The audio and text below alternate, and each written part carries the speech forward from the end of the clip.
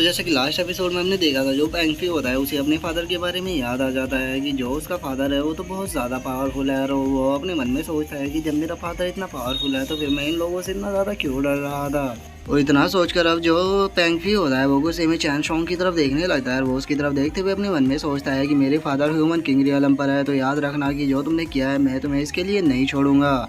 और अब पेंगफी को अपनी तरफ इस तरह से घूरता हुआ देखकर जो चैन सोंग होता है वो गुस्से में उसकी तरफ देखते हुए बोलता है कि पेंगफी आखिर तुम मेरी तरफ इस तरह से क्यों देख रहे हो, कहीं तुम अपने फादर के बारे में तो नहीं सोच रहे। मैं तुम्हें क्लियर कर देना चाहता हूँ कि हाँ, मैं तुम्हें यहाँ पर मार तो नहीं सकता, लेकिन मैं तुम्हारा यहाँ पर बहुत ही बुरा हाल कर सकता हूँ, क्योंकि मेरे पास में ऐसे ऐसे तरीके हैं जिससे कि तुम्हारे फादर को पता भी नहीं लगेगा, और मैं तुम्हें इतना दर्द दूंगा कि तुम्हें मौत से भी ज़्यादा पेन फील होगा। जो सुनकर अब जो पेंगफी होता है वो काफ़ी ज़्यादा घबराने लगता है, और वो घबराते हुए चैन सोंग से बोलता है कि यंग मास्टर चैन सोंग, आप गलत समझ रहे हो, मैं तो बस ऐसे ही देख रहा था, रुको मैं पेपर को लिखता हूँ। जो सुनकर अब जो चैन सोंग होता है वो भी थोड़ा शांत हो जाता है, और वो शांत होते हुए उससे बोलता है कि ठीक है, अगर ऐसी बात है तो फिर चलो मैं तुम्हें माफ़ करता हूँ, लेकिन मुझे वो जगह बताओ जहाँ पर से कि जो पीकॉक एग था वो चोरी हुआ था। जो सुनकर अब जो पेंगफी होता है वो चैन सोंग को बताता है कि वो उन फॉक्स का जो पैलेस था वहाँ से चोरी हुआ था, और उसे प्रोटेक्ट करने के लिए मैंने वहाँ पर 10 एरे फॉर्मेशन को बनाया हुआ था, लेकिन कोई उसे तोड़कर वहाँ से उस एग को लेकर चला गया। और पेंगफी की अब इस बात को सुनकर जो चैन सोंग होता है वो भी थोड़ा सोचने लगता है, और वो सोचते हुए बोलता है कि जो ये 10 लेयर एरे फॉर्मेशन होता है ये काफ़ी पावरफुल होता है, तो इसका मतलब जिसने भी एग को चुराया है वो कोई ऑर्डिनरी पर्सन नहीं है। और अब इतना बोलकर जो चैन सोंग होता है वो किंग यान की तरफ देखते हुए उसे बोलता है कि ब्रदर, मेरा नाम चैन सोंग है, तो क्या मैं आपके नाम को जान सकता हूँ। जो सुनकर किंग यान उसे अपना नाम बताते हुए बोलता है कि मेरा नाम किंग यान है। जो सुनकर अब जो चैन सोंग होता है वो किंग यान के पास में आ जाता है, और वो किंग यान के पास में आते हुए उसे बोलता है कि ब्रदर किंग यान, क्या आप मुझे बता सकते हो कि आपने उस एग को कहाँ पर रखा है। जो सुनकर जो किंग यान होता है वो मुस्कुराते हुए चैन सोंग से बोलता है कि आखिर मैं तुम्हें ये क्यों बताऊं कि मैंने उस एग को कहाँ पर रखा हुआ है। जो सुनकर अब जो चैन सोंग होता है वो अपनी स्वॉर्ड को आगे करते हुए किंग यान से बोलता है कि अच्छा, तो क्या तुम मुझे बताना नहीं चाहते। जो देखकर जो किंग यान होता है वो चैन सोंग से बोलता है कि तुम मुझे यहाँ पर नहीं मार सकते। जो सुनकर चैन सोंग भी अपनी स्वॉर्ड को पीछे रख लेता है, और वो रखते हुए बोलता है कि ठीक है मैं समझ गया, मैं तुम्हें यहाँ पर नहीं डरा सकता। जो सुनकर किंग यान उससे बोलता है कि क्या तुमने मुझे पागल बर्ड समझ लिया है जो कि मैं तुम्हारी बात में आ जाऊँगा। और उन लोगों के इस तरह के तानों को सुनकर तो जो बेचारा पेंगफी होता है उसकी हालत काफ़ी ज़्यादा ख़राब होने लगती है, और वो रोते हुए बोलता है कि क्या मैं इतना ज़्यादा बेकार और इतना बड़ा बेवकूफ़ हूँ जो कि ये लोग यहाँ पर मुझे इस तरह से ताने मार रहे हैं। और उसके इतना बोलते के साथ ही अब जो कि यहाँ होता है वो चैन सोंग से बोलता है कि ठीक है, तो चलो मैं तुम्हें बताता हूँ कि हाँ, जो वो पीकॉक एग था उसे मैंने ही चुराया था। जो सुनकर अब जो चैन सोंग होता है वो भी काफ़ी ज़्यादा शौक हो जाता है, और वो शौक होते हुए ज्ञान से बोलता है कि ब्रदर, आप तो काफ़ी ज़्यादा इंटरेस्टिंग पर्सन हो, क्योंकि जब मैंने आपसे पूछा तो आपने मुझे नहीं बताया, और जब मैंने आपसे नहीं पूछा तो आपने अपना आप ही बता दिया।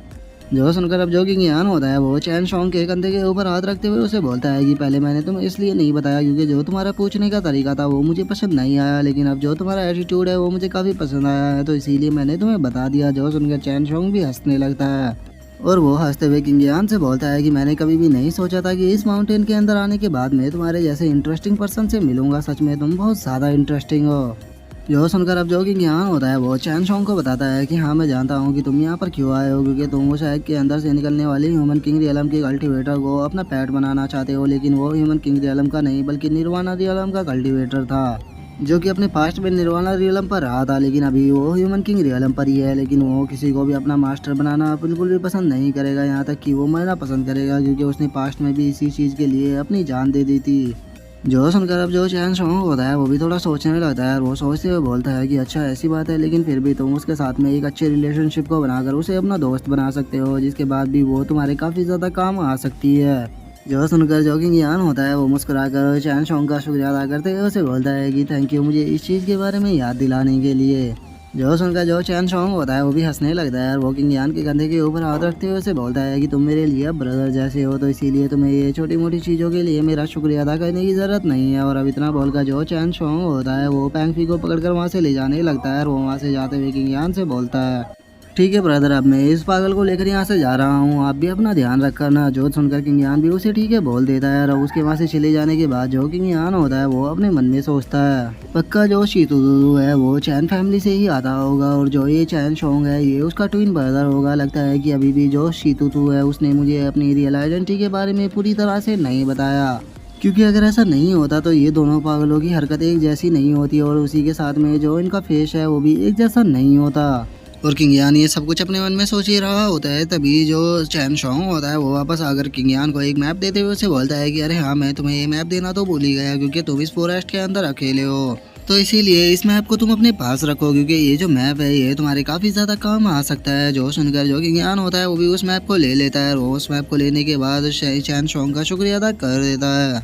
जिसके बाद अब जो चैन शोंग होता है वो वहाँ से चला जाता है, लेकिन तभी हम देखते हैं कि वो जो पीकॉक क्वीन होती है वो वहाँ पर आते हुए किंग यान से बोलती है कि क्या सब कुछ यहाँ पे खत्म हो गया। जो सुनकर किंग यान भी उसे यहाँ बोल देता है। जिसके बाद अब जो किंग यान होता है वो उस लड़की से बोलता है कि मेरा नाम किंग यान है, लेकिन मैं अभी भी तुम्हारे नाम के बारे में नहीं जानता कि आखिर तुम्हारा नाम क्या है। जो सुनकर अब वो लड़की भी थोड़ा सोचने लगती है, और वो सोचते हुए बोलती है कि मेरा नाम, मुझे अपने बारे में ज़्यादा कुछ याद नहीं है, और मेरी मेमोरी में बस इतना ही है कि मैं पास्ट में निर्वाणा रियलम पर थी, मुझे नहीं पता कि मेरा नाम क्या था। जो सुनकर जो किंग यान होता है वो भी मुस्कुराने लगता है, और वो मुस्कुराते हुए बोलता है कि अच्छा तो चलो फिर तुम्हें आज एक अच्छा सा नाम देते हैं। पास्ट में तुम पीकॉक क्वीन थी, तो इसका मतलब तुम काफ़ी जेंटल और पावरफुल पर्सन रही होगी, तो फिर किंग रो कैसा रहेगा। और अब किंग रो का नाम सुनकर जो पीकॉक क्वीन होती है वो भी काफ़ी ज़्यादा खुश हो जाती है, और वो खुश होते हुए बोलती है कि किंग रो ये इतना बुरा भी नहीं है, मुझे तुम्हारा दिया नाम काफ़ी पसंद आया। और किंग रो की अब इस बात को सुनकर जो किंग यान होता है वो किंग रो से बोलता है कि किंग रो, मैं तुम्हारे साथ में कुछ डिस्कस करना चाहता हूँ। जब हम यहाँ से लौटेंगे तो मैं अपने साथ में 2 पर्सनों को यहाँ से लेके जाना चाहता हूँ, क्योंकि उन दोनों ने मेरी जान बचाई थी, लेकिन चूंकि उन्हें मैं हर जगह अपने साथ लेकर नहीं जा सकता, तो इसीलिए मैं चाहता हूँ कि तुम उनका ध्यान अपने पीकॉक क्लैन के अंदर रखो। जो सुनकर किंग रो भी ठीक है बोल देती है, और वो किंग यान से बोलती है कि ये तो छोटी मोटी चीज़ है, इस चीज़ के ऊपर तो ध्यान भी नहीं देना चाहिए। यहाँ पर सबसे बड़ी प्रॉब्लम अब आने वाली है जिसे कि हमें फेस करना होगा। जो सुनकर अब किंग यान भी थोड़ा शौक हो जाता है, और वो शौक होते हुए बोलता है कि क्या यहाँ पर कोई बड़ी प्रॉब्लम आने वाली है, आखिर वो बड़ी प्रॉब्लम कौन सी है। जो सुनकर अब जो किंग रो होती है वो किंग यान से बोलती है कि सबसे बड़ी प्रॉब्लम ये है कि हम यहाँ से मेरे क्लैन के अंदर कैसे जाएंगे, क्योंकि जो मेरा क्लैन है वो यहाँ से मिलियनों मील दूर है, तो फिर तुम मुझे बताओ कि तुम वहाँ तक कैसे जाने वाले हो हमें लेकर। जो सुनकर किंग यान भी काफ़ी ज़्यादा शौक हो जाता है, और वो शौक होते हुए अपने मन में सोचता है कि शिट, मैं तो इस बारे में भूल ही गया था कि मैं अब कोई इमोर्टल नहीं हूँ जो कि मैं टेलीपोर्टेशन एबिलिटी का यूज कर सकूँ। और किंग यान को अब ऐसे शो देखकर जो किंग रो होती है वो किंग यान से बोलती है कि तुम्हें देखकर ऐसा लग रहा है कि तुम्हारे पास में कोई भी आइडिया नहीं है यहाँ से निकलने का, तो चलो अब इस चीज़ को तुम मेरे ऊपर छोड़ दो। जो सुनकर अब जो किंग यान होता है वो किंग रो से बोलता है कि आखिर तुम यहाँ पर कहना क्या चाहती हो, और इतना बोलकर वो अपने मन में सोचता है कि मैं एक इमोर्टल एम्परर हूँ, इसीलिए मैं नहीं जानता कि जो ऑर्डिनरी लोग हैं वो किस तरह के टेलीपोर्टेशन एरे का यूज करते हैं एक जगह से दूसरी जगह पर जाने के लिए। और किंग यान के इतना बोलते के साथ ही हम देखते हैं कि जो किंग रो होती है वो वहाँ पर खड़े हुए जो पेड़ होते हैं उन्हें काटने लगती है, जिसे देखकर किंग यान को कुछ भी समझ में नहीं आता, और वो वहाँ से पत्थरों को भी उठाकर लाने लगती है, जिसे देखकर किंग यान काफ़ी ज़्यादा घबराने लगता है। जिसके बाद हम देखते हैं कि जो किंग रो होती है वो वहाँ पर फुल स्पीड में किसी चीज़ को बनाने लगती है, और वो देखने में भी काफ़ी ज़्यादा क्यूट लग रही होती है, और वो अपने काम को फाइनल करने के बाद बोलती है कि ये बन गया। और उसके इतना बोलते के साथ ही हम देखते हैं कि उसने कार जैसा कुछ वहाँ पर बनाया होता है, जिसे देखकर जो किंग यान होता है वो बोलता है कि क्या ये कोई एरे कार है। और किंग यान के अब इतना बोलते के साथ ही जो हमारा आज का एपिसोड है वो यहीं पे कंप्लीट हो जाता है। तो नेक्स्ट एपिसोड में देखें कि आगे क्या होता है। अगर आप लोगों को वीडियो अच्छी लगी हो तो लाइक करना, चैनल को सब्सक्राइब करना। मैं मिलता हूँ नेक्स्ट एपिसोड में, तब तक के लिए बाय बाय गाइस।